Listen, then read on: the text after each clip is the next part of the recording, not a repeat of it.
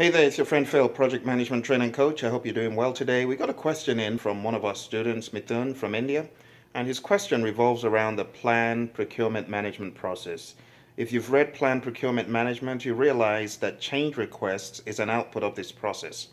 So his question is, why is change requests an output? What exactly could change? To answer this question, you need to remember what exactly you're doing. You are planning procurement management. You're trying to come out with your procurement documents, your RFPs, your RFBs, your high level procurement statement of work, as it were, for whoever is bidding. And when you do all that kind of stuff, you begin to realize and discover a little bit more about the project. You are also involved in doing a make or buy analysis. And when you do a make or buy analysis, there are certain things that might move around on the project. You might discover that you cannot make what you thought you would. You might discover that you cannot buy what you thought you would. And as a result of that, the overall scope of what you set out to do could change. The overall scope of what you want the vendor to do could change. The overall scope of the project, maybe even a deliverable, could change. Maybe you discover that 3D printing, for example, is now available, and what you were thinking you would have to do with the old-fashioned mold and operations on the conveyor belt type method can be replaced, for example.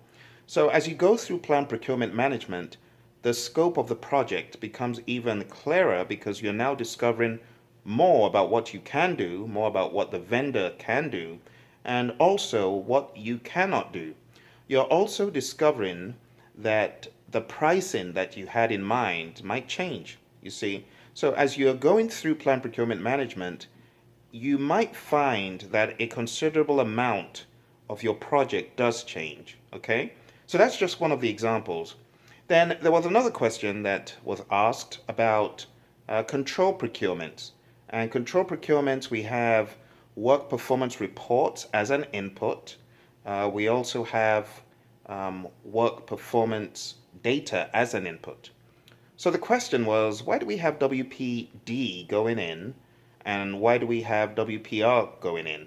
Well, just remember that these work performance reports are reporting on the performance of the vendor. How well is the vendor performing? How quickly are things moving along and so on?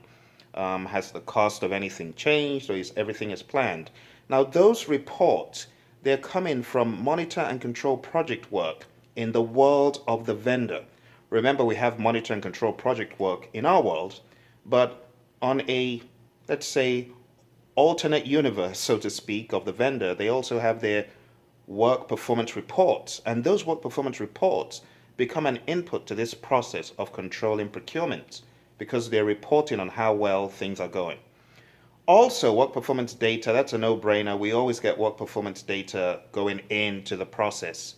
So work performance data going in, it's a no-brainer. You know, this happens on every controlling process.